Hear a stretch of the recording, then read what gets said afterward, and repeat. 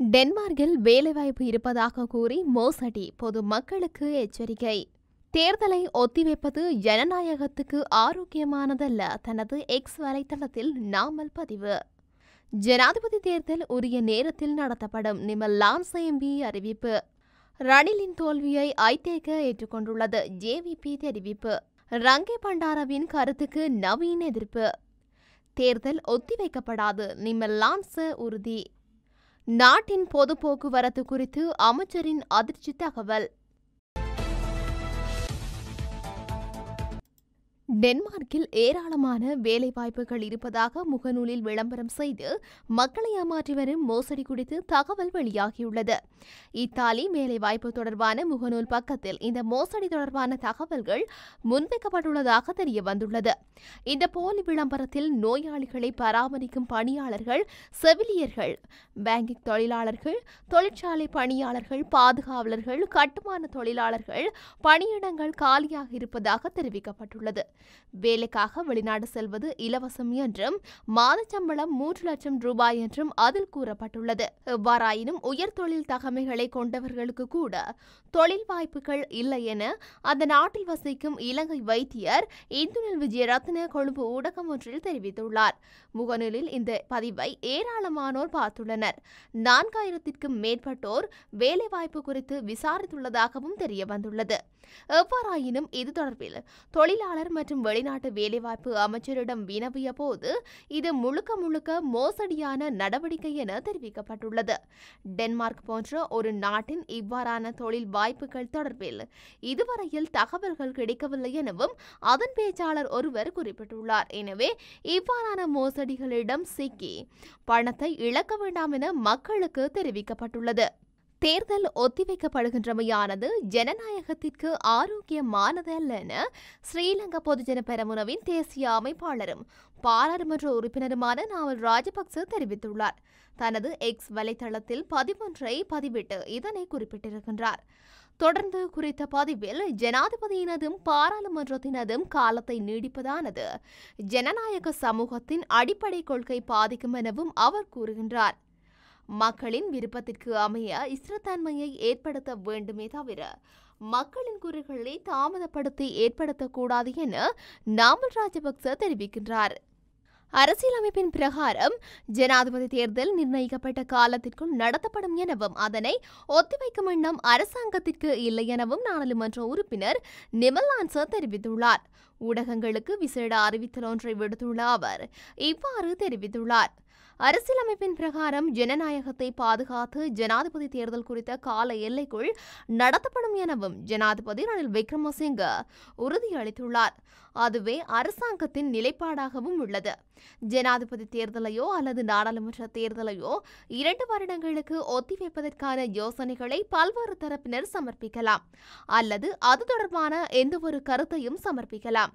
அது அவர்களின் தனிப்பட்ட கருத்து அன்றி அரசாங்கத்தின் நிலைப்பாடு அல்ல. அரசியலமைப்பின் பிரகாரம் ஜனாதிபதி தேர்தலை நிர்ணயிக்கப்பட்ட காலத்திற்குள் நடத்துவது தேர்தல் ஆணைக்குழுவின் பொறுப்பாகும் என அவர் தனது அறிக்கையில் மேலும் தெரிவித்துள்ளார். ஜனாதிபதி தேர்தல் மற்றும் பொது தேர்தல்களை இன்னும் 2 ஆண்டுகளுக்கு பிற்போட வேண்டும் என்ற ஐக்கிய தேசிய கட்சியின் செயலாளர் பாலித்த பண்டாரவின் கோரிக்கையை ஏற்றுக்கொள்ள முடியாது என்று தேசிய மக்கள் சக்தி தெரிவித்துள்ளது. இது ரணில் விக்ரமசிங்கவின் தோல்வியை ஐக்கிய தேசிய கட்சி ஏற்றுக்கொள்வதற்கு சமனாகும் என்று கட்சியின் நிறைவேற்றுக்குழு உறுப்பினர் நலிந்த ஜெயதிஸ் தெரிவித்துள்ளார். இந்த நிலைமை தீவிரமான அறிக்கை என்பதோடு மக்களின் இறையாண்மையை மீறுவதற்கு அவர்களுக்கு உரிமையில்லை என நலிந்த கூறியுள்ளார்.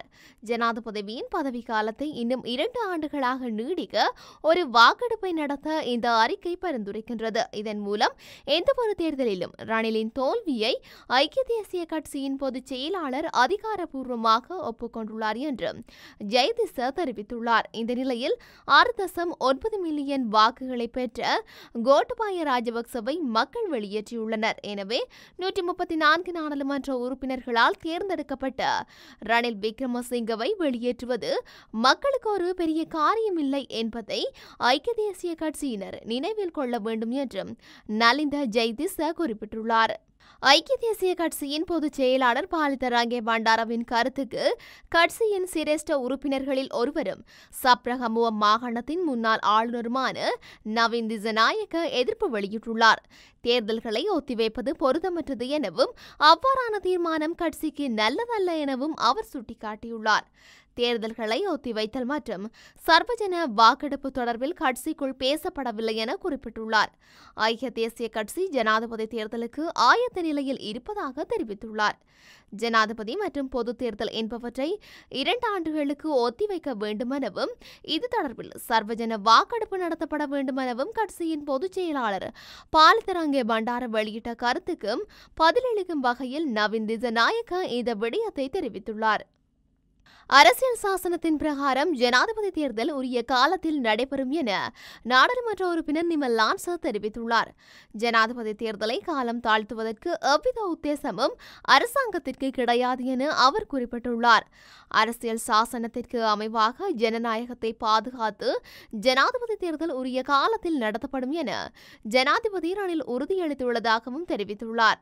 ஜனாதிபதி தேர்தல் அல்லது நாடாளுமன்ற தேர்தலை ஒத்திவைத்தல் தொடர்பில் எந்தவொரு தரப்பினரும் தங்களது தனிப்பட்ட கருத்தை வெளியிடலாம் எனும் அது அரசாங்கத்தின் நிலைப்பாடாகாது என நிமல் லான்ச சுட்டிக்காட்டியுள்ளார். அரசியல் சாசனத்தின் பிரகாரம் உரிய காலத்தில் தேர்தலை நடத்துவது தேர்தல் ஆணைக்குழுவின் கடமையாகும் என அவர் மேலும் சுட்டிக்காட்டியுள்ளார். நாட்டின் பிரதான பொது போக்குவரத்து சாதனங்களை பயன்பாட்டுக்கு உதவாத நிலையில் காணப்படுவதாக போக்குவரத்து அமைச்சர் பந்துல குணவர்த்தன தெரிவித்துள்ளார். இலங்கை போக்குவரத்து சபைக்கு சொந்தமான 52% பேருந்துகளின் பயன்பாட்டு கால எல்லை பூர்த்தியாகியுள்ளது என அமைச்சர் தெரிவித்துள்ளார். தற்போதைய பொருளாதார சூழ்நிலை காரணமாக அரசாங்கத்தினால் புதிய பேருந்துகளை கொள்வனவு செய்ய முடியவில்லை என குறிப்பிட்டுள்ளார். மேலும் குறிப்பாக கடன் மறுசீரமைப்பு முனைப்புகள் மேற்கொள்ளப்படுவதனால் புதிதாக கடன் பெற்றுக்கொள்ள முடியாது. இந்தியாவிடமிருந்து கடன் அடிப்படையில் 500 பேருந்துகள் கொள்வனவு செய்யப்பட்டது. நாட்டின் தொடர்ந்து சேவையில் ஈடுபடுத்தப்பட்டுள்ள பேருந்துகளுக்கும் பாரிய நெருக்கடிகளை எதிர்நோக்கி வருகின்றது. சேவையில் ஈடுபடுத்தப்பட்டுள்ள தொடர்ந்து என்ஜின்களில் பல 50 முதல் 60 ஆண்டுகள் பழமையானவை. பொறியியலாளர்களின் திறமை காரணமாக 50 முதல் 60 ஆண்டுகள் பழமையான என்ஜின்களை பயன்படுத்தவும் முடிகின்றது. தொடர்ந்து பாதைகளை உரிய கால வரையறைக்குள் மாற்றியமைப்பதற்கும் நிதி பற்றாக்குறை காணப்படுவதாக அமைச்சர் பந்துல குணவர்த்தன மேலும் தெரிவித்துள்ளார்.